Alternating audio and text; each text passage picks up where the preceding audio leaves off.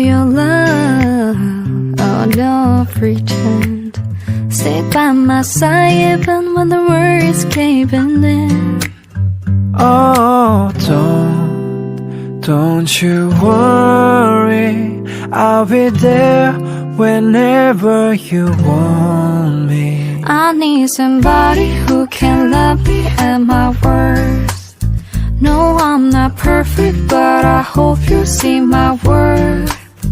It's only you, nobody knew I put you first. And for you, boy, I swear I did the worst.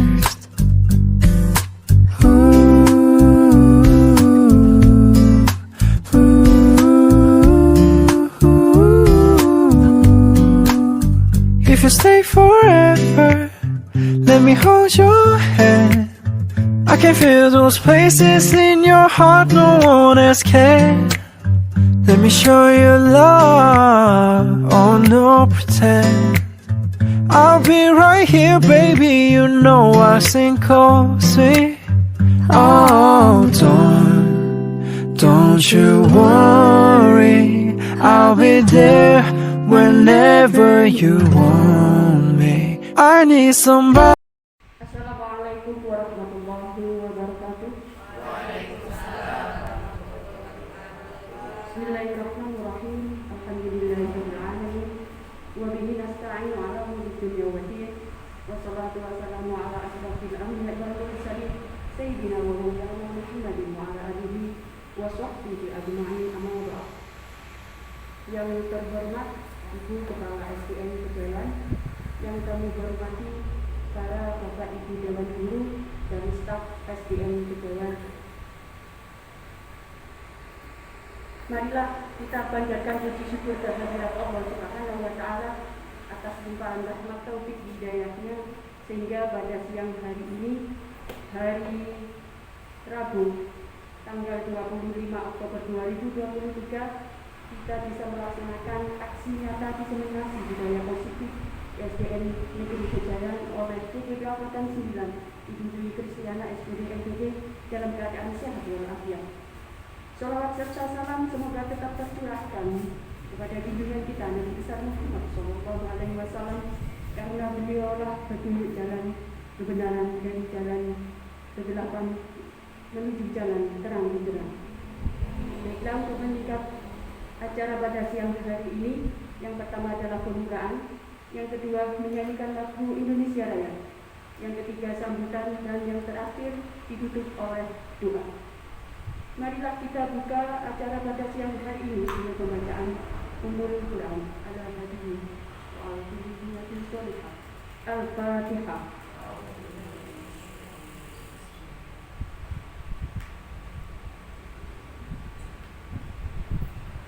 Terima kasih, mudah-mudahan barokah Fatihah ini acara pada siang hari ini berjalan dengan lancar.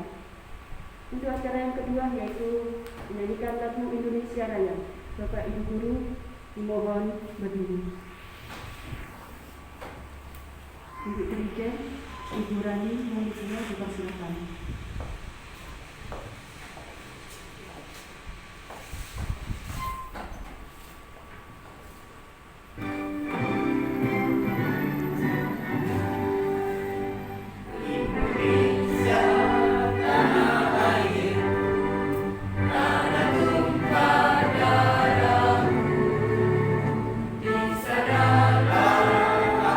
Berdiri, jadi pandu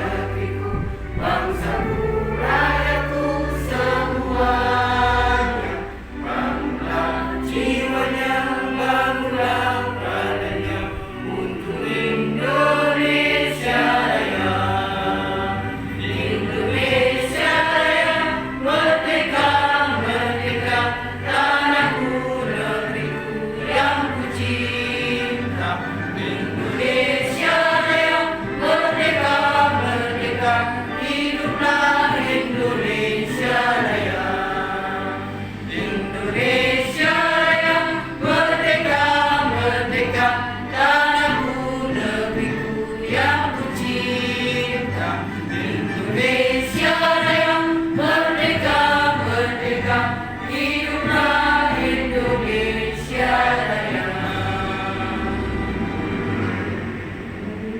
Silakan duduk kembali.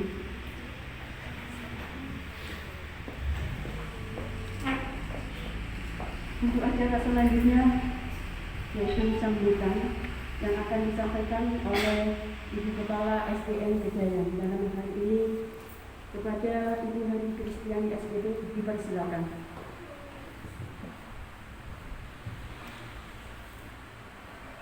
Assalamualaikum warahmatullahi wabarakatuh. Selamat siang dan salam sejahtera untuk kita semua. Yang saya hormati Bapak Ibu Dewan Guru beserta staf SDN Kejayan. Patutnya kita bersyukur kehadirat Tuhan Yang Maha Kuasa, yang mana hingga saat ini kita masih dikaruniai kesehatan hingga kita bisa bertemu di tempat ini dengan keadaan baik untuk mengikuti kegiatan yang dilakukan oleh CGP Angkatan yang ke-9, yaitu oleh Bu Dwi Kristiana SPD MPD di dalam acara diseminasi budaya positif. Bapak Ibu beserta staf yang saya hormati, apa yang akan kita ikuti bersama saat ini, mari kita ikuti dengan baik sehingga manakala kegiatan ini berakhir nanti, kita pun bisa menerapkan apa yang kita peroleh hari ini. Bapak Ibu Dewan Guru beserta staf yang saya hormati, di dalam diseminasi budaya positif ini tentunya banyak hal-hal atau pengetahuan yang baru bagi kita. Meskipun kita sudah lama menjadi pendidik, sudah lama menjadi guru, dengan berubahnya zaman, semakin majunya teknologi, pengetahuan pun, ilmu pengetahuan pun juga semakin berkembang. Sekali lagi, mari kita ikuti kegiatan ini secara seksama sehingga bisa bermanfaat bagi kita. Demikian pula di dalam program calon guru penggerak, saya berharap nantinya Bapak Ibu yang sudah tergabung di CGP Angkatan ke-9, jika sudah lulus ataupun selesai, ilmu itu bisa diterapkan, benar-benar diterapkan di sekolah kita tercinta ini, SDN Kejayan, dengan baik. Sehingga manakala ilmu di CGP itu diterapkan, saya yakin dan percaya sekolah kita akan menjadi lebih baik. Dan tentunya yang sudah digembar-gemborkan bahwa CGP manakala sudah lulus, beliau-beliau diharapkan bisa menggerakkan komunitas belajar bagi guru, terutama di sekolah tersebut, dan bisa mewujudkan sifat kepemimpinan anak-anak yang sesuai dengan yang diharapkan. Yang terakhir, harapan saya Bapak Ibu guru semua yang ada di sini, monggo dan silahkan daftar di program guru penggerak. Untuk pemateri, Bu Dwi Kristiana SPD MPD, semoga apa yang dilakukan sesuai dengan yang diharapkan dan semua bisa berjalan lancar. Demikian yang bisa saya sampaikan dan akhiri. Wassalamualaikum warahmatullahi wabarakatuh.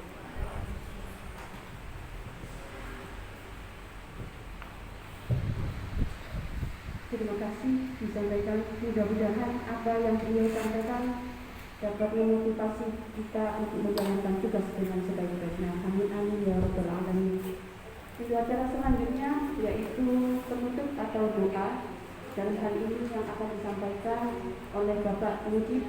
Dipersilakan.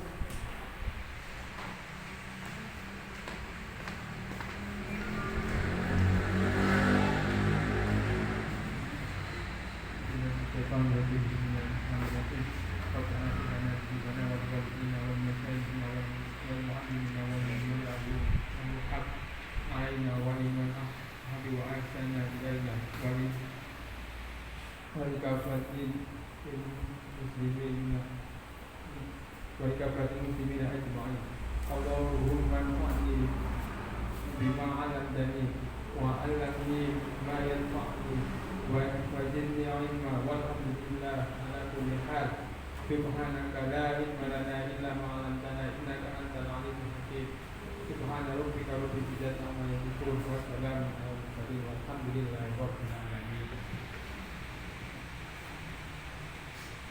Terima kasih. Baiklah, Bapak Ibu hadirin, pada siang hari ini marilah kita simak bersama aksi nyata diseminasi budaya positif oleh Ibu Dwi Kristiana SPD ini. Pada kedua, dipersilakan.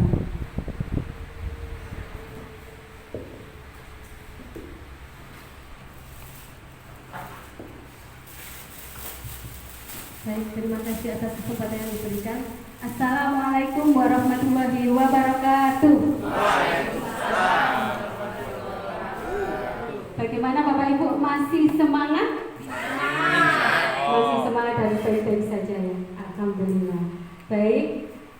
Yang terhormat Ibu Kepala SDN Kejayaan, yang terhormat Bapak Ibu SDN Kejayaan, Bapak Ibu Guru SDN Kejayaan beserta staf, marilah kita panjatkan puji syukur kehadirat Allah Subhanahu wa taala yang mana pada siang hari ini yang panas, ngantuk, campur pokoknya kita bisa bersilaturahim, berbagi ilmu dan informasi dalam keadaan sehat walafiat. Tak lupa sholawat serta salam kita haturkan kepada junjungan Nabi kita Muhammad SAW yang telah menunjukkan kita ke jalan yang terang benderang.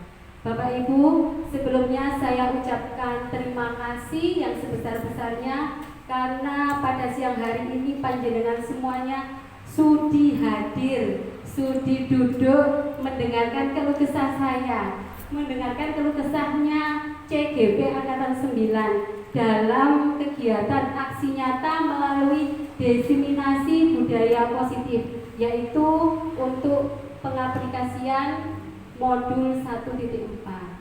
Nah, di dalam budaya positif ini kita tentunya sudah tidak asing ya Bapak Ibu. Nah, sebelum saya memaparkan materi, saya mempunyai buat pemanasan saja, mempunyai permainan sedikit sederhana saja, biar yang ngantuk tidak ngantuk, yang malas tidak males. Nah, permainannya sederhana, hanya menghubungkan kata saja sebagai ice breaking ya, tentang nama-nama hewan. Nanti saya menyebutkan satu nama hewan, misalnya sapi. Nah, nanti saya menunjuk ke Bapak Ibu salah satu, nanti huruf yang terakhir jenengan buat menyebutkan menyebutkan nama hewan sebagai awalannya. Oke. Nah, baik, saya mulai. Nanti terakhir dilempar ke saya lagi tidak apa-apa. Jadi yang terakhir adalah saya dan yang pertama adalah saya. Nah, baik, saya mulai ya Bapak ya. Sapi, Ibu Indah. Ikan. Jenengan lempar ke siapa? Aris. Ikan, berarti huruf N. Pak Aris, silakan. Hewan. Oke. Nyamuk. Nyamuk, dilempar ke siapa Pak Aris? Hari. Pak Ari. Nyamuk berarti ikan. Kadal. Oke, silakan dilempar. Burani. Lebah. Lebah. Iya, Burani. Silakan dilempar Burani. Burung Harimau. Harimau. Silakan burung yul dilempar ke siapa? Bibi. Harimau. Udah. Udah. Oke, silakan Bu Wiwin dilempar ke siapa? Bu Pipin. Oke. Oke. Silakan dilempar ke siapa? Bu Nida. Ayo Bu Nida. Harimau. Yang lainnya Bu Nida. Heina ada nih. Heina ada. Berarti silakan dilempar ke siapa Bu? Budian. Angsa. Dilempar ke siapa Bu? Pak Mujib. Lagi Pak Mujib. Arwana. Arwana. Lagi silakan dilempar. Bu Santi. Ayah. Oke. Silakan. Bu Sri. M. Merah. Ya, silakan dilempar ke siapa Bu? Bu Ari. Ini kepala sekolah kita. Kuda. Dilempar ke siapa Bu? Budi. Berarti ya. Loh, kakak saya sendiri. Ayam sudah ya. Angsa, anjing. Berarti saya tidak menyanyi. Terima kasih untuk kita semua. Iya, itu sekedar speaking atau pemanasan yang bisa diterapkan di mana saja, apalagi di dalam pembelajaran ya Bapak Ibu ya. Nah, terima kasih atas partisipasinya. Semoga dengan sedikit berikut tadi ngantuk kita ya. Kita bisa lebih fokus lagi ke materi hari ini. Bapak Ibu, saya berdiri di sini ada beberapa tujuan yang ingin saya capai. Dalam hal ini, yang pertama tadi sudah saya sampaikan, saya nanti akan memaparkan beberapa materi tentang diseminasi budaya positif yang nantinya semoga bisa kita terapkan di dalam kehidupan kita sehari-hari. Untuk selanjutnya kita nantinya bisa berdiskusi dan berkolaborasi sehingga nantinya akan bisa menuntun anak-anak sesuai dengan kodrat alam dan kodrat zaman. Bapak Ibu, mendengar kalimat budaya positif,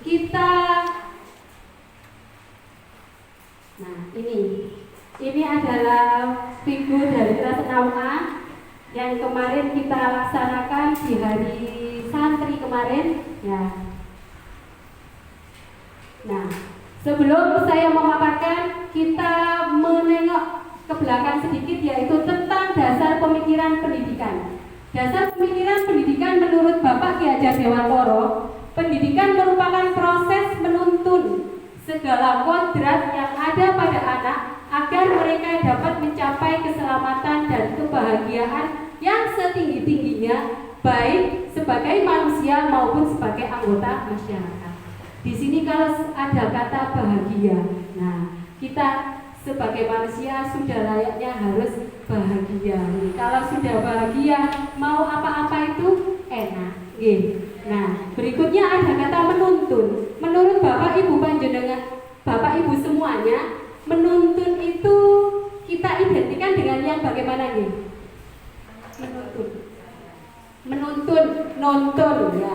Menuntun anak yang baru berjalan. Ada lagi Bapak Ibu? Mengajari, ada lagi barangkali? merawat, ya merawat, terus membersamai seperti saya dibersamai oleh panjenengan semuanya. Nggih, jenengan semuanya ini termasuk menuntun saya melalui diseminasi ini. Ada lagi Bapak Ibu?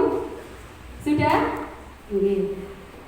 Betul apa yang dikatakan Bapak Ibu semuanya, bahwa pendidikan itu menurut Bapak Ki Hajar Dewantoro bisa saya simpulkan dengan apa yang jenengan utarakan tadi, sebetulnya anak itu bukan kertas kosong dari kata menuntun tadi yang digambar oleh seorang dewasa sesuai dengan keinginannya, tetapi sebetulnya mereka sudah punya garis-garis tipis, garis-garis samar yang kita selaku orang dewasa atau sebagai pendidik harus mampu menuntun sehingga garis-garis tersebut menjadi tebal. Jadi dan tentunya garis-garis tersebut ditebalkan oleh seorang guru melalui nilai-nilai kebajikan yang ada di sekitar kita. Nah, berhubungan dengan nilai-nilai kebajikan, dari kata kebajikan yang menurut sepengetahuan panjenengan itu, nilai-nilai kebajikan itu nilai-nilai yang bagaimana Bapak Ibu? Nilai-nilai yang baik, nilai-nilai yang baik, nilai-nilai yang harus dikembangkan. Nah, kira-kira yang seperti apa Bapak Ibu? Tanggung jawab. Ya, Bu Santi, betul sekali, tanggung jawab. Terus apa lagi Bapak Ibu? Disiplin. Disiplin, nggih. Saling menghormati. Sama seperti jenengan di sini, saya di sini berbicara. Sebetulnya saya ini bukan apa-apa nih, hanya ingin menyelesaikan tugas saya sebagai seorang CGP. Jenengan semuanya duduk mendengarkan saya dan berpartisipasi sehingga kegiatan ini nanti bisa lancar. Oke, dasar pemikiran yang berikutnya. Kita pendidik memiliki kewajiban sama seperti halnya seorang petani yang menanam padi atau menanam tanaman di sawah. Nah, jika kita diibaratkan sebagai seorang petani, berarti kita harus bagaimana terhadap padi tersebut, Bapak Ibu? Iya, kita harus merawatnya. Merawatnya harus dengan baik, ya. Dengan bagaimana, Bapak Ibu? Iya. Kalau terhadap tanamannya bagaimana? Dielus-elus? Iya, Bu Rani, betul sekali. Dipupuk, diberi air, dirawat sampai dengan memberantas hamanya. Nah, seperti ini, memberi pupuk, memberi air, membasminya. Ibaratnya sekolah ini, Bapak Ibu, sekolah ini adalah lahan yang akan digarap oleh petani tersebut. Jadi kita itu adalah petani pendidik. Nah, sehingga bagaimana guru sebagai seorang petani harus berupaya bisa menciptakan lingkungan yang positif, yang membuat murid menjadi nyaman, memberi perlindungan terhadap murid, sehingga jangan sampai ketika anak-anak masuk ke dalam SD Kejayaan ini sudah rajin sekolahnya, tiba-tiba karena ada bullying sederhana, bullying verbal dari anak-anak yang kita identikan dengan mengolok-olok. Nah, mengolok-olok pribadinya, mengolok-olok orang tuanya. Nah, sehingga dia itu nantinya akan menjadi tidak nyaman. Akhirnya ogah-ogahan masuk sehingga ada trauma pada diri anak tersebut. Nah, jangan sampai Bapak Ibu, kita harus bisa membuat anak yang malas bisa menjadi rajin untuk sekolah. Nah, jangan sampai terbalik, jangan sampai sebaliknya. Nah, untuk mengamalkan nilai-nilai kebajikan atau nilai-nilai yang positif pada anak, kita harus melaksanakan beberapa hal. Jadi, kita sebagai seorang guru tidak boleh lelah, tidak boleh capek, dan yang pertama harus sabar, sabar dan ikhlas menghadapi anak-anak. Seperti contohnya kalau setiap pagi, barangkali tidak ada saya. Nah, ini potret budaya positif yang sudah kita terapkan, Bapak Ibu. Di gambar yang pertama ini yang kita sudah melaksanakan nggih, menyambut anak-anak di pagar. Menyambut anak-anak di pagar, kemudian iya di gerbang Bapak nggih. Mohon maaf, di gerbang. Ini kita melaksanakan istighosa bersama. Kemudian kita juga sudah melaksanakan peringatan hari besar Islam, Maulid Nabi yang kemarin. Baik. Untuk yang keempat yaitu kita sudah melaksanakan budaya positif upacara bendera yang kita laksanakan setiap hari Senin. Dan ini juga apa ini Bapak Ibu? Iya, kerja bakti membersihkan lingkungan sekolah.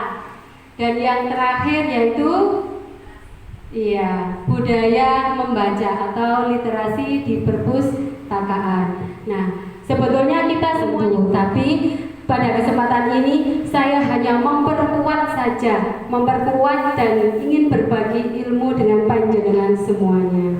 Baik, saya lanjutkan nggih. Nah, sebelum masuk ke materi inti, nah ada beberapa pertanyaan. Jangan bosan nggih, kemarin ada sesi 1 dari Bu Santi, sekarang sesi 2-nya kok sama? Ya, memang sama. Materinya soalnya sama. Yang pertama, menurut Bapak Ibu semuanya, mencatat 100 kali di dalam buku kalimat saya tidak akan terlambat lagi karena terlambat ke sekolah. Menurut panjenengan semuanya, ini hukuman atau konsekuensi? Ya. Lari mengeliling lapangan basket 2 kali karena terlambat hadir di sekolah merupakan murid diminta untuk push up 15 kali karena tidak menggunakan masker ke sekolah. Menggantikan kertas tugas teman yang telah dicoret-coret merupakan iya. Membersihkan tumpahan air di meja tulis karena tersenggol pada saat belajar. Konsekuensi, murid disuruh untuk tidak mengenakan sepatu seharian di sekolah karena tidak mengenakan sepatu hitam. Hukuman, lari mengelilingi lapangan basket 2 kali karena terlambat 10 menit untuk pelajaran PJOK. Merupakan hukuman. Saya tidak memberikan jawaban karena ini yang menjawab adalah panjenengan semuanya. Nanti kita akan tahu jawabannya sebenarnya setelah kita mempelajari materi secara keseluruhan. Ini hanya pertanyaan pemantik saja atau pemancing biar tidak ngantuk lagi. Nah, baik Bapak Ibu. Budaya positif merupakan nilai-nilai, keyakinan dan kebiasaan-kebiasaan di sekolah yang berpihak kepada murid agar murid dapat berkembang menjadi pribadi yang kritis, penuh hormat, bertanggung jawab dan berkarakter. Seperti tadi kita sudah membiasakan anak-anak berbudaya positif. Meskipun tidak ada materi ini, anak-anak SDN Kejayaan sudah jempol, sudah melaksanakan budaya positif, dan kitalah yang menuntun mereka supaya anak-anak menjadi berkarakter. Budaya positif merupakan perwujudan dari nilai-nilai atau keyakinan universal yang diterapkan di sekolah. Budaya positif di sekolah tidak dapat diciptakan secara instan. Dalam penerapannya diperlukan tuntunan dan keteladanan dari seorang guru. Seperti apa yang disampaikan oleh Bapak filosofi kita, yaitu Bapak Ki Hajar Dewantoro, bahwa guru harus menuntun, bukan menuntut. Jadi kalau sudah menuntun, apapun yang diinginkan oleh murid, kita harus mengikuti sesuai dengan kodratnya, yaitu kodrat alam dan kodrat zaman. Untuk materi kali ini, dimensi yang akan saya sampaikan pada materi budaya positif ada beberapa materi nanti. Yang pertama yaitu disiplin positif dan nilai-nilai kebajikan universal. Yang kedua, teori motivasi, hukuman dan penghargaan dan restitusi. Yang ketiga, keyakinan kelas. Yang keempat, kebutuhan dasar manusia dan dunia berkualitas. Yang kelima, ada 5 posisi kontrol kita sebagai seorang guru. Yang keenam adalah restitusi dengan segitiga restitusinya. Baik, untuk materi yang pertama di sini disiplin positif dan nilai-nilai kebajikan universal yang akan kita pelajari lebih dalam atau sedikit lebih dalam, yaitu mengenai paradigma, perubahan paradigma apa itu disiplin positif dan nilai-nilai kebajikan universal. Nah, ketemu lagi dengan kepalan tangan. Nah, memang kepalan tangan ini sebagai paradigma kita. Nantinya akan menjadi paradigma kita. Makanya di budaya positif ini kita selalu menggunakan kepalan tangan ya. Karena ini berkaitan dengan kontrol kita sebagai seorang manusia. Baik.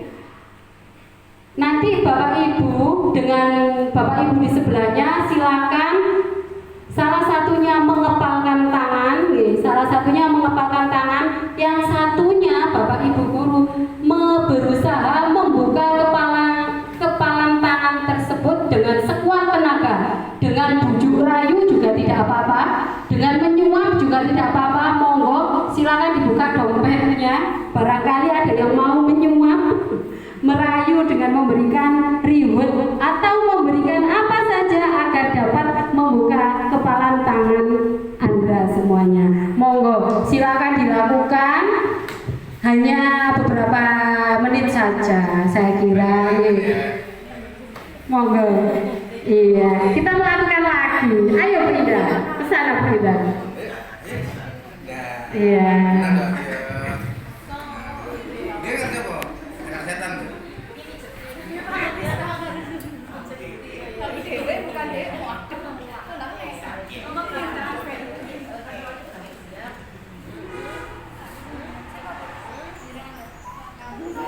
Iya, ada yang sudah berhasil membuka.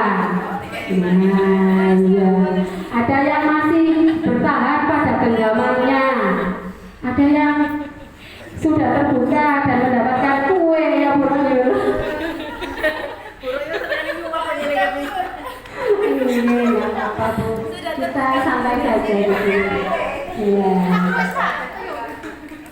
Iya. Terima kasih. Boleh bergantian boleh, tapi kalau sudah dirasa cukup dengan satu contoh saja tidak apa-apa. Iya, terima kasih Bapak Ibu sudah melakukan saling mengepal dan saling membuka dengan sekuat tenaga. Terus sekarang saya minta ada dari Bapak Ibu semuanya mengeluarkan pendapatnya. Apa sih maksudnya dari kepalan tangan tersebut yang mengepal terutama? Tadi Bu Rani, Bu Rani.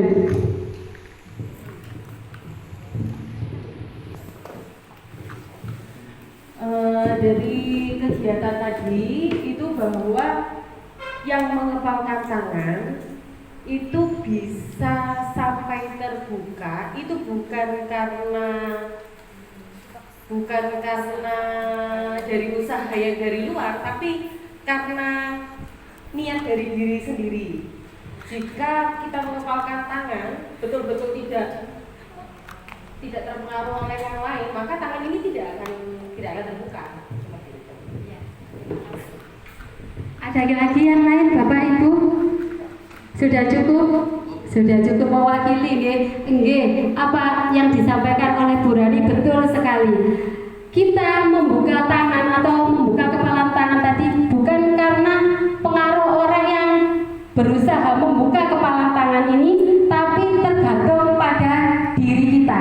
Karena di dalam diri kita itu ada sebuah kontrol yang bisa mengontrol saya ingin membuka atau tidak, saya ingin bertahan atau menyerah, begitu nggih. Jika kita bertahan pada kepalan tangan kita, maka kita akan mencapai tujuan yang kita harapkan tanpa ada goyang-goyang dari luar. Nah, seperti apa yang saya paparkan di sini. Jika kita meyakini yang baik, kita akan memegang teguh keyakinan tersebut. Ketika kita sudah yakin, kita tidak akan mudah untuk digoyangkan, dipaksa, dirayu, atau disuap. Keyakinan yang kita yakini inilah yang disebut dengan paradigma. Tadi makanya kenapa kemarin kepala tangan, sekarang Bubi juga kepala tangan. Memang ini sebuah paradigma yang kita gunakan untuk menunjukkan adanya budaya positif. Merubah paradigma bukan hal yang mudah, akan tetapi kita ada keyakinan, dan keyakinan itu harus positif, dan ayo kita pertahankan semampu kita. Tetapi ketika keyakinan kita negatif, maka kita harus bersifat terbuka, kita harus legowo dan harus mau secara sadar untuk berubahnya. Jadi misalnya kita bersikukuh terhadap keyakinan kita, tapi keyakinan kita itu negatif. Nah, kita harus ikhlas nih, harus legowo bahwa ada orang lain di sekitar kita yang bisa memberikan nasihat. Jadi apa yang kita pertahankan kadang memang menurut kita betul, menurut kita positif, tapi menurut lingkungan kita itu masih mengandung negatif. Jadi kita harus legowo dan mau berubah, sehingga kita harus berubah secara total. Tetapi kita tidak bisa berubah secara total dan instan, tetapi harus sedikit demi sedikit, sabar. Sama seperti kita menuntun murid, ya kita harus sabar sedikit demi sedikit, sehingga sebagai pendidik kita harus bersifat fleksibel dan adaptif terhadap segala perubahan yang terjadi, karena pendidikan merupakan salah satu aspek yang sangat dinamis, yaitu sangat berkembang. Ketika ada sistem baru, kebijakan baru, kurikulum baru, maka kita harus mampu merubah paradigma kita dan beradaptasi dengan perubahan tersebut. Seperti hanya sebelum ada kurikulum merdeka dan sebelum ada kurikulum 2013, ada beberapa guru ya, mungkin dikatakan sepuh juga tidak sepuh ya, mungkin ada di antara kita, dan syukur kalau tidak ada, alhamdulillah di SD Kejayan ini sudah bagus. Barangkali ada, misalnya ada yang berpendapatan seperti ini, anak-anak harus nurut seperti apa yang saya katakan, sampean harus mengerjakan soal matematika ini sesuai apa yang saya sampaikan, apa yang saya jelaskan. Nah, tetapi pada zaman sekarang anak-anak itu jauh lebih pintar nih Bapak Ibu. Mereka bisa mendapatkan informasi dari mana saja. Mereka juga bisa dibantu orang tuanya, dibantu dengan tambahan pelajaran, sehingga untuk menyelesaikan satu permasalahan kadang banyak jalan menuju ke Roma, sehingga kita tidak bisa menjadi seorang pendidik saya harus saklek. Nah, seolah-olah pendidikan itu atau pembelajaran itu berpusat pada guru. Nah, paradigma atau pandangan inilah yang harus kita rubah, sehingga paradigma yang sekarang ini harus berpusat pada murid. Sebetulnya kita sudah melaksanakan itu. Bapak Menteri sekalipun pergantian kurikulum itu selalu menerapkan pembelajaran harus berpusat pada murid. Ya, tidak ada pembelajaran satu arah berpusat pada guru, itu sebetulnya tidak ada. Yang komunikatif dua arah, jadi guru menyampaikan, siswa juga bisa menyampaikan ide-idenya secara gamblang. Nah, sampailah kita pada disiplin positif. Nah, kalau kita mendengar kata disiplin, nah ini tadi anak-anak waktu pembelajaran di kelas saya juga sudah menyinggung sedikit apa sih disiplin itu. Nah, ternyata mereka banyak sekali menjawab dengan pertanyaannya bermacam-macam. Harapannya saya juga begitu di sini dan jauh lebih wow ya. Nah, bagaimana Bapak Ibu dengan mendengar kata disiplin? Disiplin ini kita kaitkan biasanya dengan apa Bapak Ibu? Ya, dengan apa Pak? Waktu. Nggih, betul sekali, waktu. Setelah itu Bu Santi peraturan.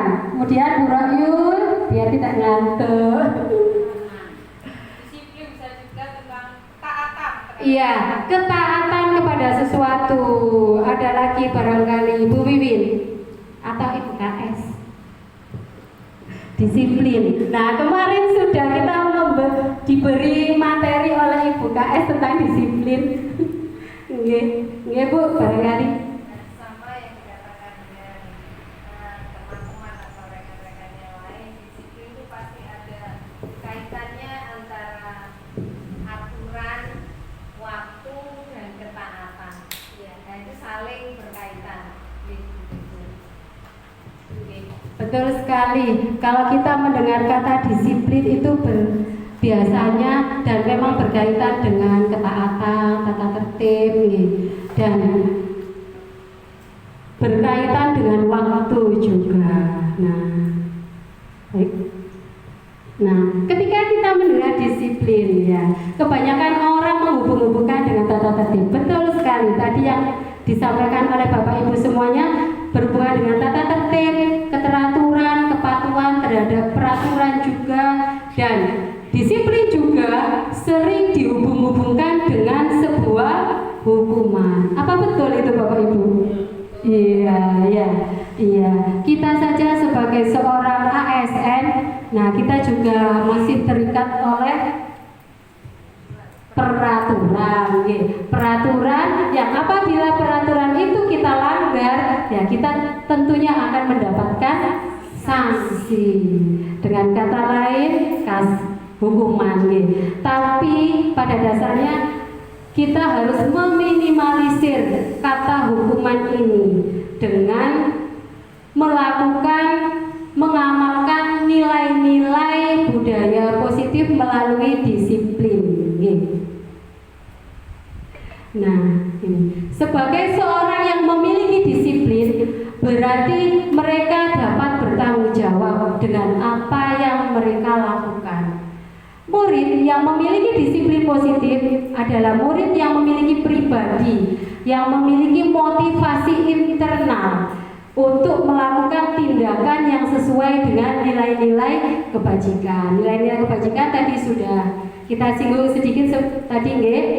Selanjutnya sebagai pendidik tugas kita adalah membimbing, menuntun siswa, menuntun murid untuk memiliki disiplin diri yang asal muasalnya harus dari diri sendiri, bukan dari takut karena dihukum. Misalnya anak-anak datang sebelum jam 7 karena takut sama Bu Dwi, nanti nilainya dikurangi. Nah, pada waktu tempo yang lalu saya pernah mengatakan kepada anak-anak, memberi pertanyaan, sebetulnya tujuan kalian datang ke sekolah ini dipaksa oleh siapa? Atau disuruh oleh siapa? Jawab anak-anak bermacam-macam. Salah satunya juga ada yang disuruh ibu saya untuk sekolah. Ada yang karena saya memang ingin menuntut ilmu, Bu. Oh iya, bagus. Ada yang takut, Bu, dimarahi Bu Dwi kalau terlambat. Oh, berarti saya menakutkan ya. Nah, anaknya malu-malu. Nah, sebetulnya tidak seperti itu. Nah, tugas kita lah nantinya yang harus menumbuhkan disiplin positif melalui nilai-nilai kebajikan universal. Apa sih itu nilai-nilai kebajikan? Nah, di sini sifat positif manusia yang merupakan tujuan mulia yang ingin dicapai setiap individu. Nilai tersebut bersifat universal, lintas bahasa, suku bangsa, agama maupun latar belakang. Jadi nilai-nilai kebajikan ini tidak hanya terkotak pada orang yang baik saja, tapi kalau kita memang menemukan ada orang yang tidak baik, pasti dalam dirinya itu pasti ada tertanam nilai-nilai kebajikan. Kita semuanya dibekali oleh rasa cipta dan karsa oleh Tuhan Yang Maha Esa agar bisa mengembangkan nilai-nilai tersebut. Nah, nilai-nilai kebajikan. Nah, tadi yang sudah jenengan semua sampaikan ini saya tulis di sini. Tiba-tiba saya sudah menulis ya. Ya, disiplin tadi. Betul sekali disiplin. saling menghormati, sopan, santun, lah, mengembangkan 5S. Apa Bapak Ibu? Salim, ya, senyum, sapa, sopan, santun, dan salam. Kemudian ada kerja bakti yang sudah dilaksanakan anak-anak tadi, dan juga tidak kalah pentingnya yaitu nilai jujur, nilai kejujuran yang harus ditanamkan juga pada anak-anak. Nah, nilai-nilai kebajikan universal, nilai-nilai kebajikan yang ingin dicapai oleh setiap anak di Indonesia itu sudah ada. Terutama pada kurikulum merdeka sekarang ini sudah dikuatkan lagi dalam profil pelajar Pancasila. Nah, kemarin kita sudah menyanyi. Apa kita mau menyanyi lagi? Mau menyanyi biar TikTok, iya, kita nyanyi saja, tidak apa-apa. Baik, ayo 1, 2, 3. Belajar Pancasila, beriman dan bertakwa pada Tuhan yang Esa dan berakhlak mulia, berkebinekaan global, gotong royong mandiri, kreatif dan bernalar kritis. Iya, mohon maaf, ini harusnya saya urutkan. Tidak tahu sambil ngantuk ini saya ngetiknya. Apa yang sudah terlintas langsung diketik. Kalau tidak begitu akan lupa. Nah itulah mungkin kelemahan dari manusia, tidak luput dari salah. Tapi kalau sudah kita menyanyikan, kok ingat kembali. Tadi saya sadar, loh, kok tidak urut. Nah, tidak apa-apa, nggih. Yang penting kita sudah menerapkan dalam kehidupan sehari-hari. Nah, untuk berikutnya yaitu dimensi berikutnya materi tentang teori motivasi. Motivasi, hukuman, penghargaan, dan restitusi. Nah, tadi di awal saya sudah memberikan beberapa pertanyaan pemantik. Nah, ada yang menjawab sudah sesuai, ada yang masih kurang tepat. Nah, kita tonton sekarang. Oh, masih belum. Nah, teori motivasi perilaku manusia. Ada dua motivasi. Sebetulnya ada dua motivasi. Ada yang motivasi internal, mohon maaf ya, ini internal dulu. Kemudian ada motivasi eksternal. Yang namanya internal berarti dari dalam diri sendiri. Nah, misalnya dengan saya akan menjadi orang yang seperti apa bila saya melakukannya atau melakukan ini. Nah, misalnya saya belajar rajin. Misalnya kita memberi masukan kepada anak-anak. Anak-anak harus rajin belajar supaya jadi apa? Nah, pasti banyak. Ada yang jadi tentara, polisi, guru dan sebagainya. Sampai di kelas saya itu sampai saya buatkan balon-balon cita-cita, balon-balon mimpi supaya mereka bisa menempel cita-citanya. Dan apabila mereka malas, saya ingatkan kembali, lihat itu. Nah, kalau sudah lihat itu, nah mereka mulai rajin kembali dan mulai belajar dengan sungguh-sungguh. Nah, ada lagi yang namanya motivasi eksternal. Motivasi eksternal ini berasal dari lingkungan kita yang membuat ada ketidaknyamanan, ada yang dari imbalan. Untuk melakukan sesuatu dia mengharapkan imbalan. Untuk melakukan hal yang positif tadi karena ada imbalan dari seseorang. Seperti tadi jenengan mengepalkan tangan, misalnya jenengan diiming-imingi uang 100.000. Nah, siapa yang nggak mau membuka? Ya, kan cuma membuka saja. Nah, kemudian uangnya diletakkan di tangan. Tidak seperti itu Bapak Ibu, itu hanya buruan kecil saja. Nah ya, motivasi itu berasal dari dalam diri dan juga dari dalam dan dari luar, yaitu dari lingkungan. Nah, hukuman dan penghargaan. Nah, tadi hukuman dan penghargaan itu harus kita minimalisir ya Bapak Ibu nggih. Nah, karena kenapa? Menurut panjenengan semuanya, sebelum saya memaparkan materi, menurut panjenengan semuanya tadi hukuman dan penghargaan ini efek apa mboten? Tidak efektif. Iya, sebetulnya itu sangat-sangat tidak efektif. Kita menghukum anak itu kita sudah mengeluarkan tenaga ya. Kita sudah, kalau kita hubungkan dengan yang di atas, kita sudah berdosa. Nih, anak pergi ke sekolah tidak untuk dihukum, tapi untuk dituntun, dibimbing, diberi pengarahan dari yang tidak baik menjadi baik. Nah, kalau ada penghargaan, kita malah enak tidak ada penghargaan ya. Anak itu harus diterapkan apa Bapak Ibu? Kalau tidak ada penghargaan, kalau penghargaan itu tidak efektif, berarti pada anak tersebut harus ditekankan yang bagaimana?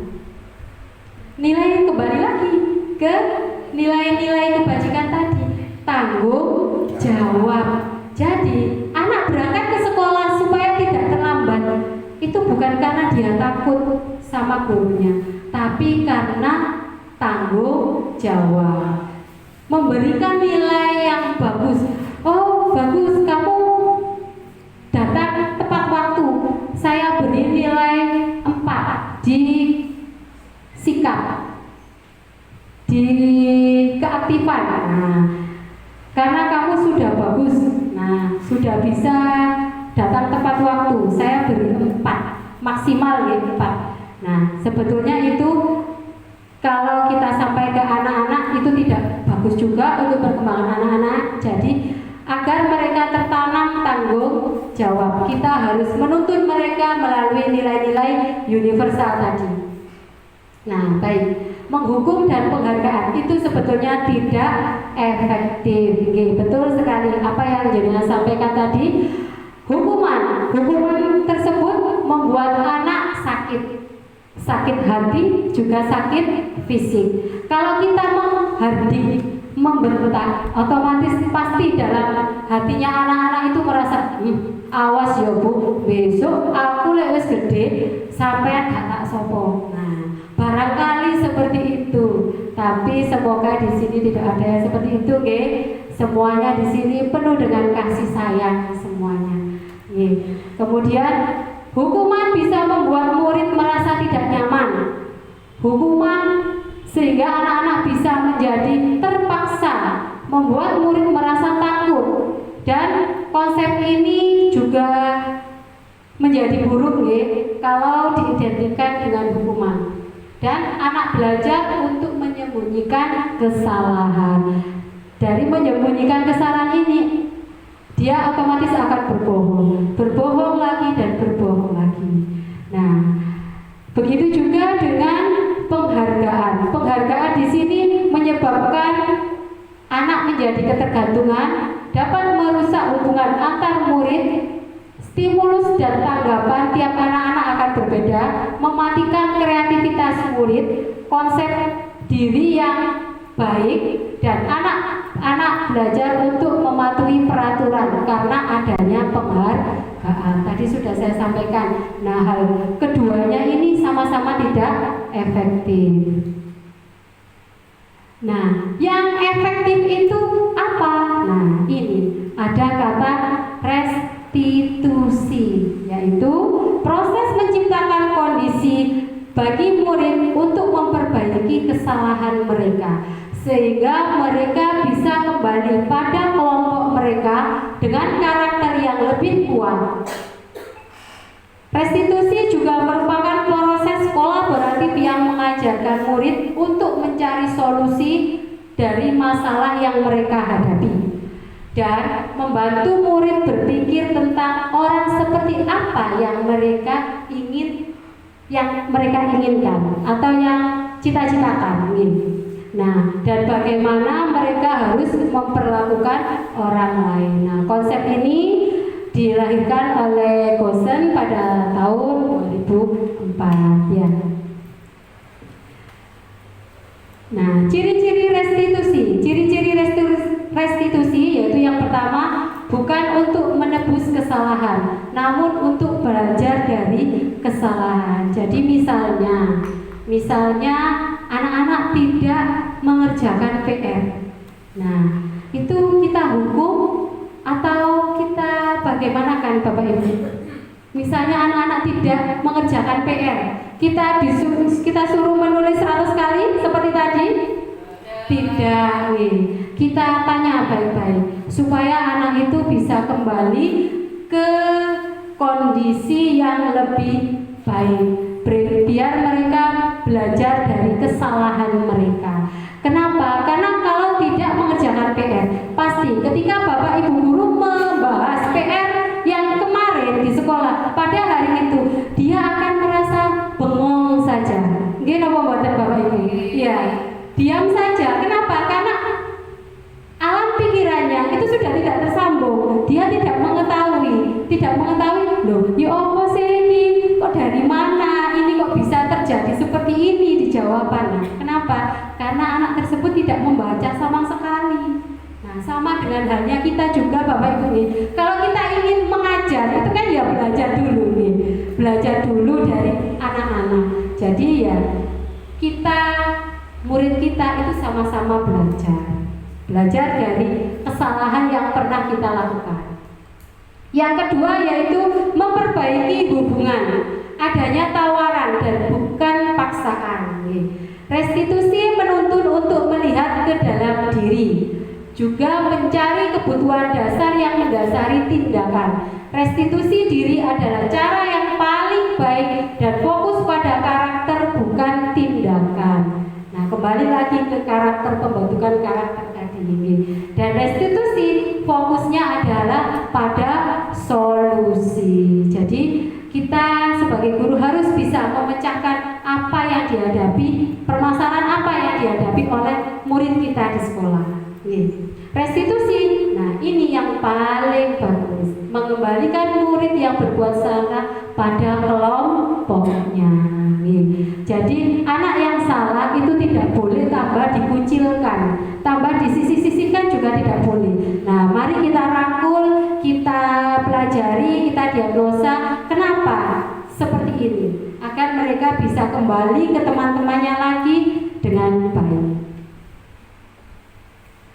Nah, ini tadi Bapak Ibu pertanyaan yang di awal tadi sebagai pertanyaan pemantik tadi, mencatat 100 kali di dalam buku dengan kalimat saya tidak akan terlambat lagi karena terlambat ke sekolah. Nah, itu tadi sebagai hukuman. Lari mengelilingi lapangan basket 2 kali karena terlambat hadir di sekolah juga merupakan hukuman. Murid diminta untuk push up 15 kali karena tidak menggunakan masker ke sekolah juga merupakan hukuman. Menggantikan kertas tugas teman yang telah dicoret-coret. Nah, konsekuensi kita karena sudah mencoret-coret. Membersihkan tumpahan air di meja tulis karena tersenggol juga konsekuensi. Murid disuruh untuk tidak mengenakan sepatu seharian di sekolah karena tidak mengenakan sepatu hitam. Ini juga hukuman. Dan lari mengelilingi lapangan basket 2 kali karena terlambat 10 menit untuk pelajaran PJOK. Ini ternyata konsekuensi, ya, konsekuensi dari apa yang dia lakukan. Tapi ini merupakan hukuman atau konsekuensi Bapak Ibu? Iya. Hukuman atau konsekuensi Bapak Ibu? Hukuman. Mohon maaf, ini berarti saya waktu mengantuk dan menandakan bahwa jenengan tidak ngantuk. Iya. Jenengan berarti sudah memahami apa yang saya sampaikan, apa yang disampaikan oleh rekan saya kemarin, sekarang tambah mantap. Jadi, iya, lari mengelilingi lapangan basket 2 kali karena terlambat 10 menit untuk pelajaran PJOK itu adalah hukuman karena itu berkaitan dengan fisik, ya. Nah, di sini ada identitas untuk menunjukkan bahwa siswa itu gagal atau sukses. Nah, di sini sudah dijelentrehkan. Nah, saya ambil contoh satu saja nih. Nah, misalnya identitas gagal. Identitas gagal itu berarti kita sudah memberikan hukuman. Jadi kita itu menanamkan gagal. Wes, aku gagal. Aku wes mari dihukum ambil bu guru. Berarti aku ini gagal wes, sudah jelek sekali di mata guru. Nah, sebetulnya yang kita harapkan tidak seperti itu. Jadi ini sesuatu yang mengakibatkan harus terjadi, tidak nyaman untuk murid dan untuk jangka waktu yang panjang kalau kita menghukum anak tersebut. Nah, konsekuensi, nah ini yang menimbulkan identitas sukses pada anak tersebut. Nah, dimulai dari disiplin positif tadi. Nah, di sini ada konsekuensi dan restitusi. Nah, yang tadinya menyakitkan, nah, sehingga berubah menjadi sesuatu yang harus terjadi dan bisa juga merupakan pilihan. Saya harus memilih ini atau memilih itu. Nah, saya harus memilih yang baik atau yang tidak. Nah, jadi masih ada jeda untuk memilih menyelesaikan masalah tersebut. Kemudian ada yang tadinya merasa tidak nyaman, nah, akhirnya berubah menjadi nyaman dan menguatkan.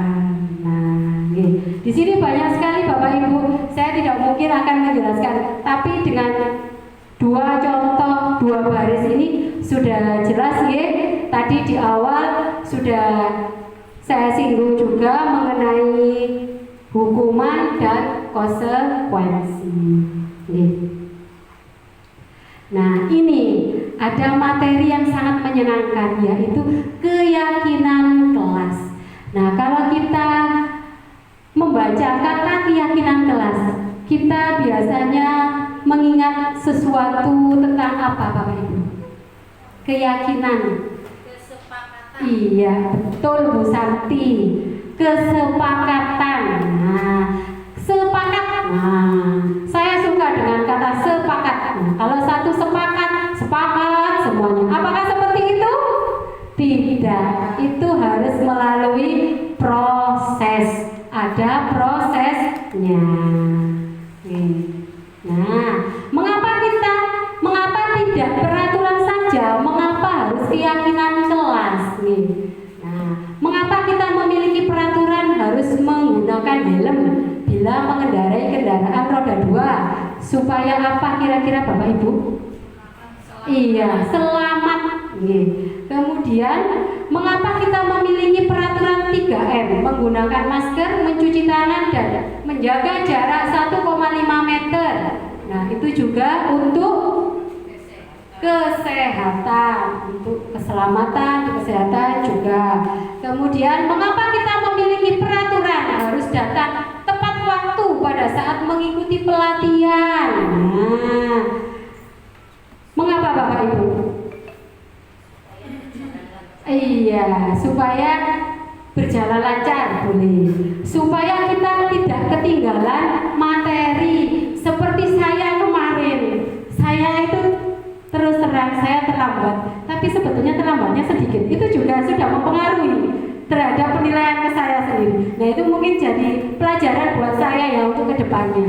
Ternyata untuk pertemuan yang pertama dengan pertemuan yang kedua itu berbeda, kaget. Nah, itu adalah pelajaran bagi saya selaku saya juga sebagai seorang calon guru penggerak. Nah, itu sebuah pelajaran bagi saya yang harus saya perbaiki dan saya harus selesaikan juga dengan apa yang menjadi keyakinan saya. Nah, untuk mendukung motivasi intrinsik, kembali ke nilai-nilai atau keyakinan-keyakinan, ini lebih menggerakkan seseorang dibandingkan mengikuti serangkaian peraturan. Nah, berbicara tentang keyakinan kelas, nah ini tadi saya sebelum menyampaikan materi, ini saya mencoba. Sebetulnya sudah terhimpun dari dulu, tapi tidak terkoordinasi, tidak terdokumentasi. Nah, saya kira Bapak Ibu semuanya juga tidak asing ya dengan keyakinan kelas. Soalnya saya ada beberapa kelas yang sudah ada. Saya lihat, oh sudah ada. Nah, oh sudah bagus, berarti meskipun tidak ada materi dari guru penggerak ini, sebetulnya kita itu sudah melaksanakan keyakinan kelas. Tapi kita tidak tahu namanya. Biasanya kita membuat apa? Identik dengan peraturan. Nah, saya sampai banner saya besar, saya cetak di kelas saya itu. Nah, jadi saya tadi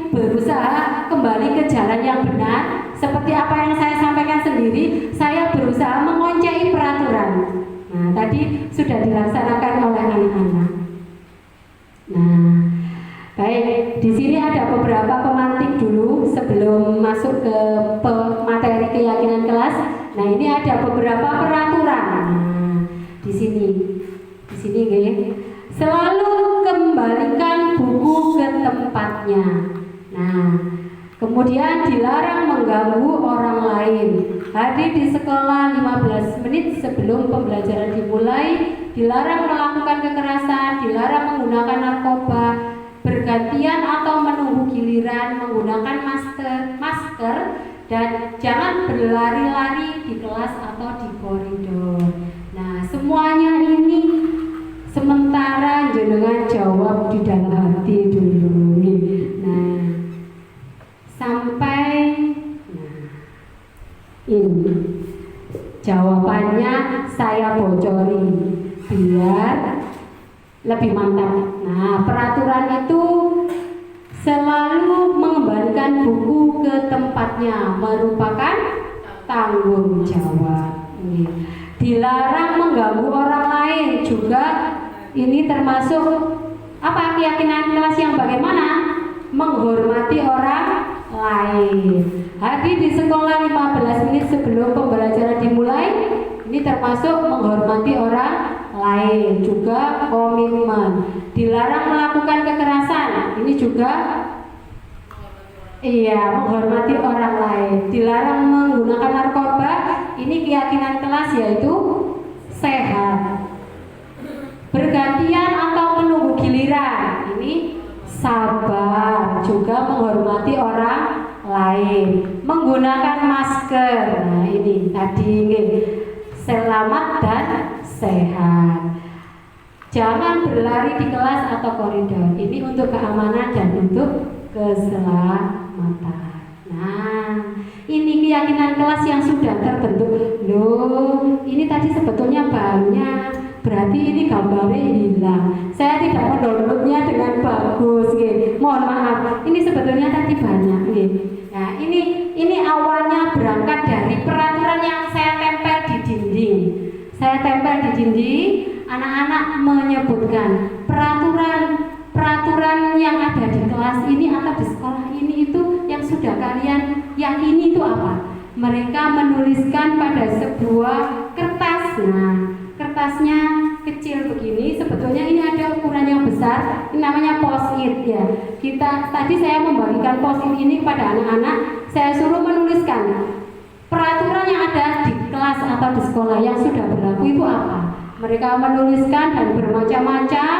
Ada yang tidak boleh membuang sampah, menghormati sesama teman, ada yang mendengarkan penjelasan guru, ada yang ramai sendiri, tidak boleh makan di dalam kelas, nah macam-macam.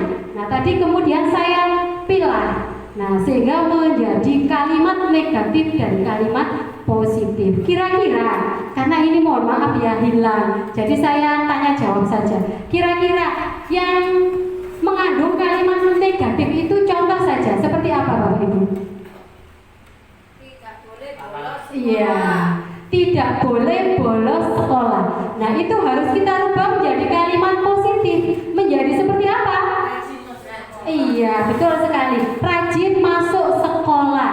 Nah jadi di dalam keyakinan itu tidak boleh menggunakan kata tidak, jadi menggunakan kata aktif ya. Jadi rajin masuk sekolah. Kemudian tidak boleh membuang sampah sembarangan misalnya. Berubah menjadi membuang sampah pada tempatnya. Nah, nanti setelah terbentuk kalimat negatif dan kalimat positif. Nah, kalimat positif inilah yang kita angkat menjadi sebuah keyakinan kelas yang harus kita sepakati, yang harus kita laksanakan dengan penuh tanggung jawab. Nah, berikutnya kebutuhan dasar manusia dan dunia berkualitas. Ada apa sih di sana? Monggo kita cermati bersama. Ada 5 kebutuhan dasar manusia, yaitu yang pertama kebutuhan untuk bertahan hidup atau survival. Kemudian untuk mendapatkan kasih sayang dan rasa diterima, untuk kebebasan, kesenangan, dan penguasaan. Kira-kira ini sudah ada apa tidak dalam diri kita? Ada. Secara tidak sadar kita itu sudah memiliki ini semuanya. Kita sudah memiliki. Sayang tidak tereksplor. Kadang kita mau merasa menguasai. Wah, kadang ada rasa malu. Nah, ada rasa haknya orang lain dibatasi oleh haknya orang lain. Jadi rasa ingin menguasai tertutupi. Nah, ada ingin bebas. Semua orang ingin bebas. Tapi di dalam lingkungan kita itu ada beberapa keyakinan-keyakinan yang harus kita laksanakan. Nah, itu sedikit tentang materi kebutuhan dasar manusia. Nah, dari materi kebutuhan dasar manusia ini nantinya kalau kita laksanakan dengan baik akan membuat kita itu serasa berkualitas. Namanya saja dunia berkualitas. Dari diri kita dulu yang berkualitas, baru merasakan dunia itu sangat berkualitas. Nah, ada 5 posisi kontrol. Ada 5 posisi kontrol yang dimiliki seorang guru. Nah, di sini saya punya beberapa video ya. Jadi biar saya tidak bicara saja, kita menyaksikan video. Sebentar.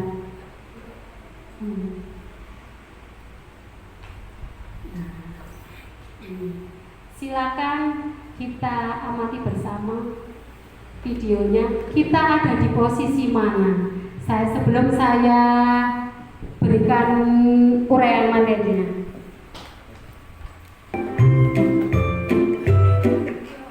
Iya, mohon maaf. Halo, Bapak Ibu Guru, calon guru. Dengan interaksi kan ya? Ya, ini apa perbedaan guru A, B, C, D, dan E dalam film ini? Pagi anak-anak, silakan PR yang kemarin Ibu berikan diletakkan di meja. Anton, kamu sudah mengerjakan belum? Belum mengerjakan saya, Bu. Kamu selalu ya nggak ngerjain PR. Sekarang kamu duduk di depan, lalu tulis. Saya berjanji tidak akan mengulangi lagi. Saya berjanji akan berusaha menjadi murid yang rajin belajar sampai pelajaran saya selesai.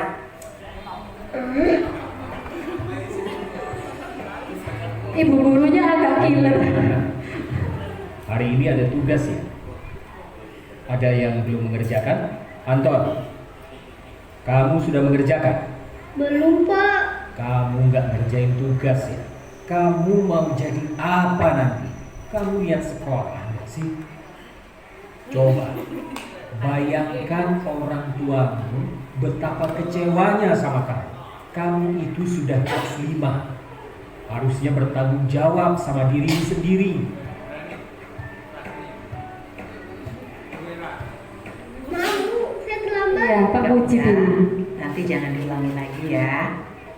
Kalau kamu rajin, Ibu senang lihatnya.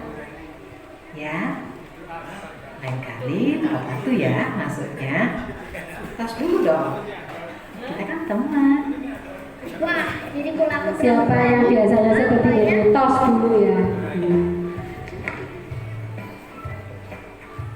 Kamu kok nggak pakai baju olahraga? Bapak catat, kamu sudah 3 kali loh ya nggak ikut olahraga bulan ini. Iya, Pak. Sudah 3 kali berarti saya dapat sanksi, Pak.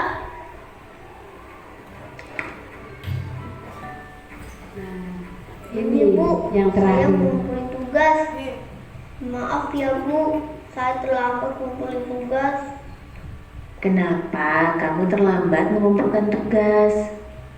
Iya, Bu, saya kalau sore bantuin Ibu jaga warung, gak sempat ngerjain tugas. Kira-kira nih, apa yang bisa kamu perbaiki supaya kamu bisa mengerjakan tugas tepat waktu? Coba, kapan biasanya kamu membantu ibu jualan? Jam 6 sampai jam 8 malam, Bu. Bagaimana kalau kamu membuat jadwal? Kapan kamu akan mengerjakan tugas? Oh gitu ya, Bu. Saya coba deh, Bu. Terima kasih, Bu.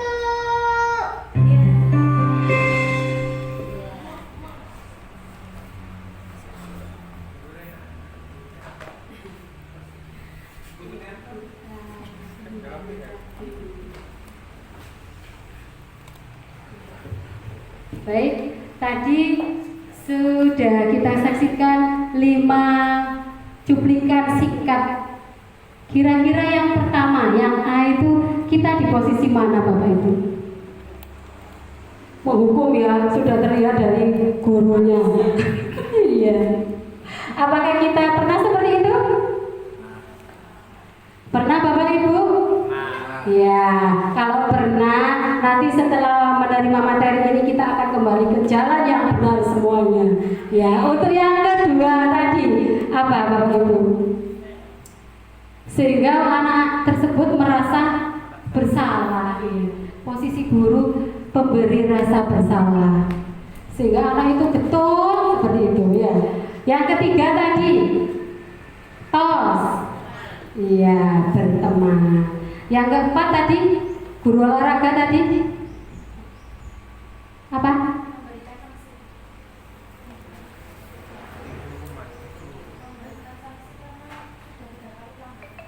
Iya. Kemudian yang terakhir tadi sebagai solusi. Ya, disinilah nanti. Nah, yang pertama tadi pemantau tadi ya. Yang pertama tadi betul apa yang dikatakan Bapak Ibu semuanya. Yang pertama tadi sebagai penghukum.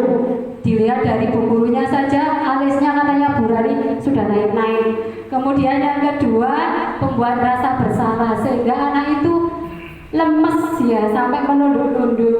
Yang ketiga tadi ada kata tos. Nah, itu mendekat terlihat sangat dekat sekali mereka. Yang keempat sebagai pemantau. Kita pernah sebagai pemantau Bapak Ibu? Pernah ya, tapi kita tidak sadar itu namanya apa. Saya dulu juga tidak tahu, ternyata itu pemantau gitu ya. Yang terakhir inilah yang sangat diharapkan oleh semua pendidik dan diharapkan kita sebagai seorang manajer. Jadi mengatasi masalah tanpa membuat masalah lagi. Ya, kita harus sebagai manajer. Tapi apakah kita tidak boleh Bu sebagai penghukum? Dulu boleh, sekarang tidak dianjurkan. Kita harus bisa menjadi seorang manajer bagi anak-anak. Seperti itu fungsinya guru. Kita juga sebagai seorang manajer. Nah, di 5 posisi kontrol tersebut, nah di sini sudah terjawab ya dari video tadi. Jadi tidak akan saya bacakan, Bapak Ibu sudah paham dari apa yang disampaikan oleh Bu Santi kemarin. Saya tinggal menyajikan videonya dengan lengkap supaya ada perbedaannya antara penghukum, pembuat merasa bersalah, teman, pemantau, dan manajer. Baik, saya lanjutkan. Nah, ini yang paling kita harapkan juga dan bisa kita terapkan dalam pembelajaran, dalam mengatasi masalah tadi tanpa membuat masalah lagi di anak-anak, sehingga anak juga tidak merasa trauma. Nah, ini ada apa dengan segitiga restitusi? Nah, segitiga restitusi itu merupakan proses menciptakan kondisi baik murid untuk memperbaiki kesalahan mereka sehingga mereka bisa kembali pada kelompok mereka dengan karakter yang lebih kuat. Sebagai seorang guru, kita harus memahami. Nah, restitusi ini sebagai salah satu cara juga menanamkan disiplin positif pada murid sebagai bagian dari budaya positif di sekolah. Oke, saya juga punya video. Nah, saya menerapkan sendiri, tapi mohon maaf saya tidak bisa berakting ya. Jadi acting ala saya.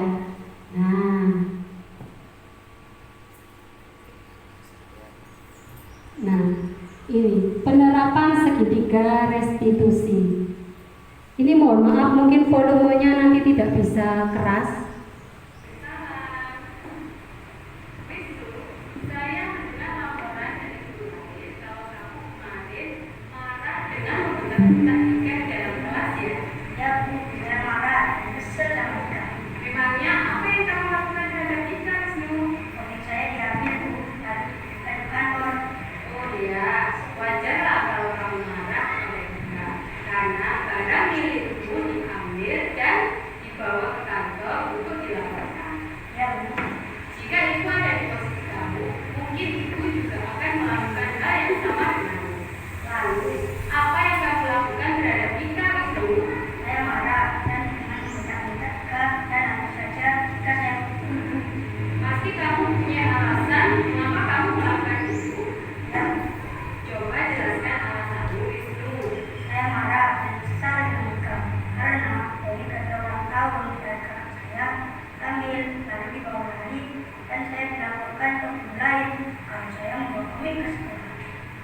sangat menghargai tindakanmu yang tidak menerbudi yang kamu lakukan. Misalnya, kamu benar-benar memukul Dika sampai ada yang terluka. Sekarang coba kita pikirkan tindakanmu. Marah dengan membentak-bentak temanmu dan hampir saling memukul. Apakah sudah sesuai dengan keyakinan kelas kita? Menurut kamu, keyakinan kelas 6A mana yang sudah kamu lakukan? Saling menghormati antar teman dan tidak menghormati sekolah. Iya, betul. Menurut kamu, saling menghormati antar teman itu penting tidak bukan? Penting. Baik, kalau menurut kamu penting, keyakinan apa yang harus kamu lakukan pada saat kamu sedang marah? Harus bersyukur dan sekolah. Kamu bersedia memperbaiki masalah ini? Ya, Bu. Apa yang akan kamu lakukan untuk memperbaiki masalah ini? Saya bersabar dan menghormati dan tidak akan membawa ke sekolah lagi. Ya, pas sekali tindakanmu itu. Sekarang silakan kembali ke kelas. Ya, Bu. Terima kasih. Sama-sama.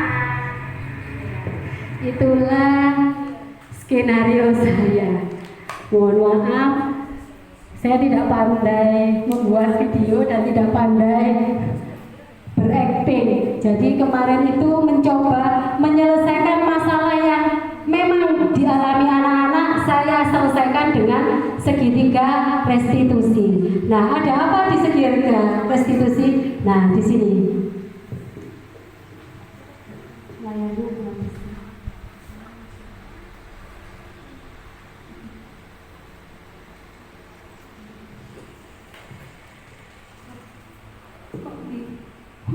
Mohon maaf.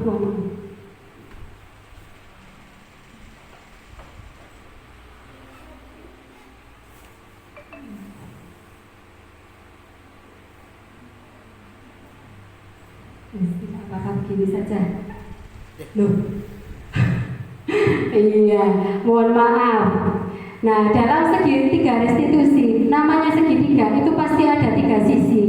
3 sisi yang pertama yaitu yang tidur yang ini. Iya, saya punya ini kok mesti lupa, tidak terbiasa memang. Ini, yang sisi yang pertama ini yaitu menstabilkan identitas.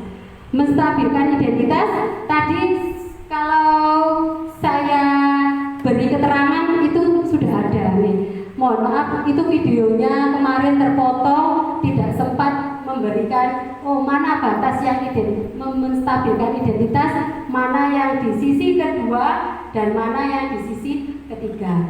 Nah, untuk yang kedua, langkah kedua yaitu validitas tindakan yang salah.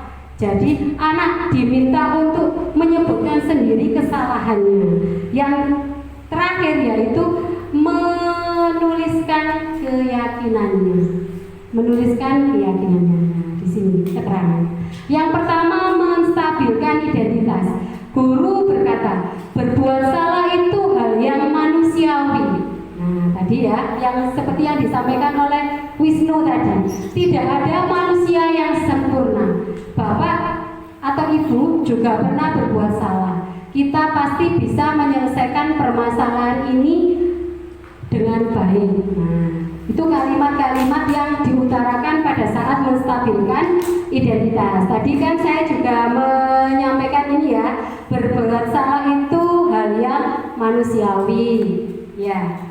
Kemudian yang kedua yaitu validitas kebutuhan atau validitas tindakan yang salah. Ya, validitas tindakan yang salah. Di sini guru bisa menyampaikan, kamu bisa saja kan melakukan hal yang lebih buruk tadi, tapi kamu tidak melakukannya. Ibu guru tadi sangat terima kasih kamu tidak melakukan hal yang lebih buruk dari itu. Nah, tadi saya menyampaikan seperti itu ya. Nah, itu termasuk validitas kebutuhan atau validitas tindakan yang salah. Nah, yang terakhir, menanyakan keyakinan. Setelah distabilkan anaknya, validitas tindakan mana yang salah dia utarakan. Kemudian yang terakhir adalah ditanyakan keyakinannya. Apa nilai yang kita percaya di kelas atau sekolah kita? Nah, Berarti keyakinan mana yang kamu langgar? Nah, sekarang keyakinan mana yang harus kamu lakukan? Kamu harus bisa memperbaiki kondisi ini atau masalah ini. Nah, tadi sudah disampaikan. Nah, itu kita sebagai guru berada di sini menanyakan keyakinan. Nah, sebetulnya untuk hari ini itu saya akan memberikan contoh bagaimana cara menerapkannya, tapi dengan penampilan video saya kira sudah jelas ya, sudah cukup. Nanti kalau misalnya ingin lebih jelas lagi, kita akan mengadakan komunitas kecil. Nah, seperti apa yang disampaikan oleh Ibu Kepala Sekolah, kita harus bisa mewujudkan komunitas sekolah kita agar kita bisa saling mengisi, saling kolaborasi antar sesama guru, kepala sekolah dengan guru, guru dengan guru, dan juga dengan agar bisa diterapkan guru kepada murid. Nah, dari sekian materi yang sudah saya sampaikan, nanti pada kita pada ujung acara tadi, segitiga restitusi itu adalah mengakhiri materi pemaparan diseminasi budaya positif yang berasal dari modul 1.4. Nah, kira-kira dalam benak ibu bapak ibu semuanya, adakah yang ingin menyampaikan refleksinya terhadap apa yang saya sampaikan? Memberikan refleksi sedikit agar nantinya kita bisa memperbaiki apa yang belum ada. Ayo monggo, sedikit saja. Bu Nida, Bu Wiwin, Bu Rani lagi. Bu Rani wis. Ya, Bu Rani enggak apa-apa. Apa Bu Rani?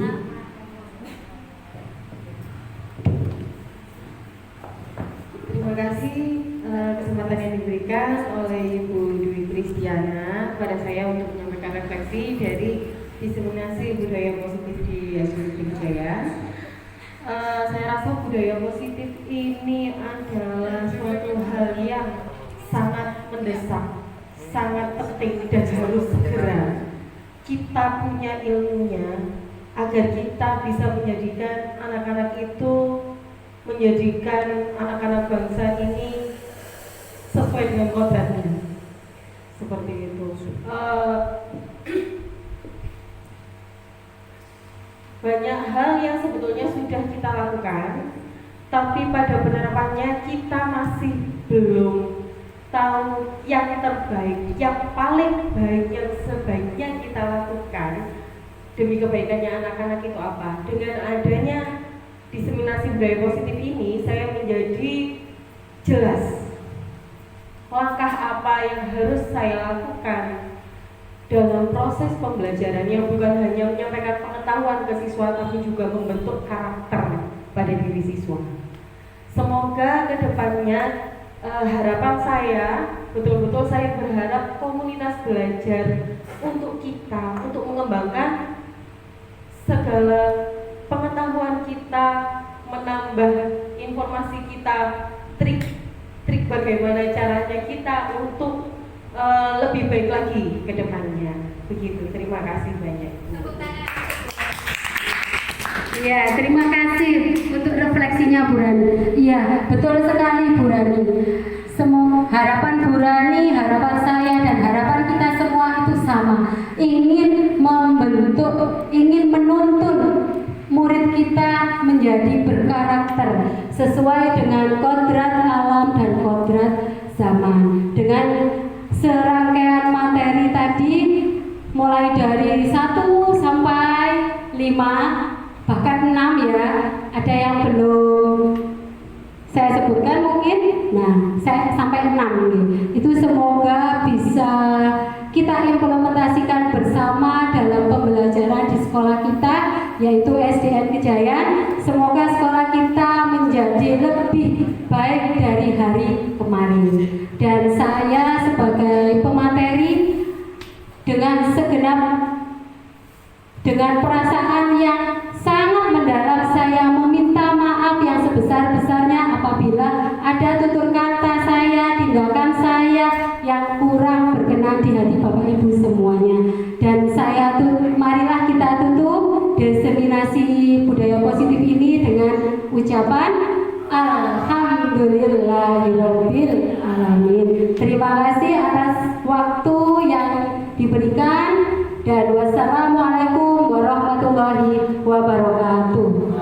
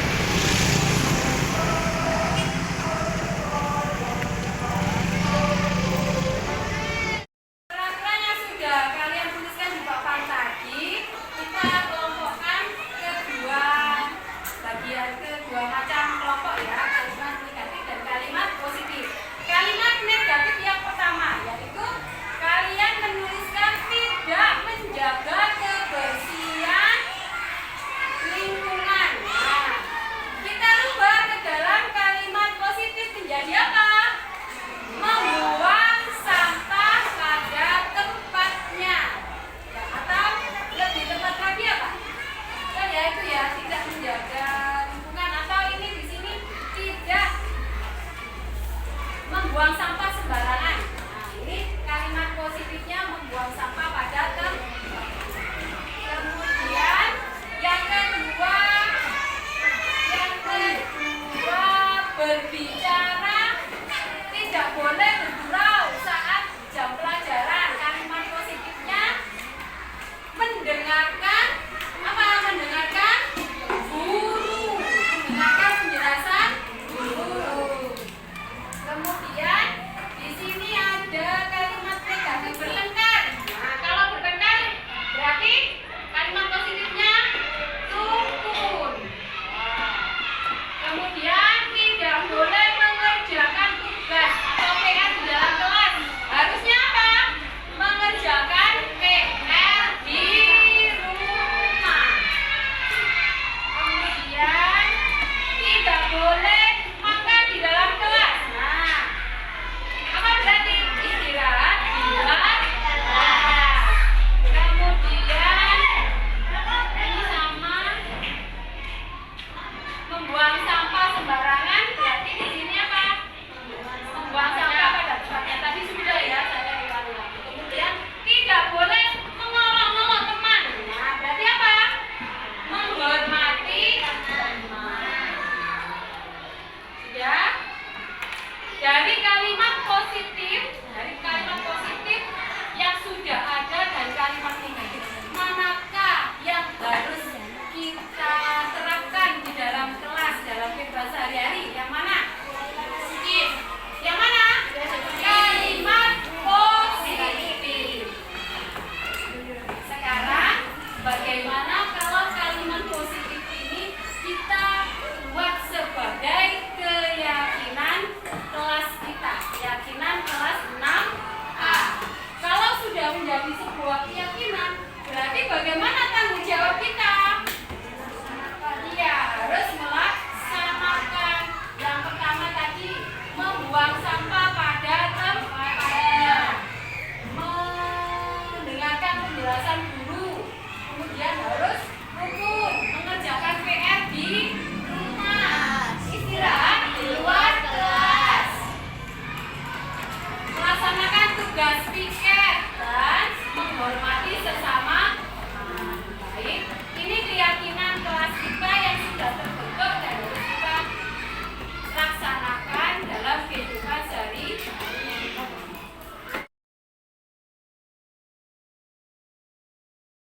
Assalamualaikum warahmatullahi wabarakatuh. Perkenalkan, nama saya Indah Fauriza Wardani. Saya teman dari Ibu Dwi Kristiana.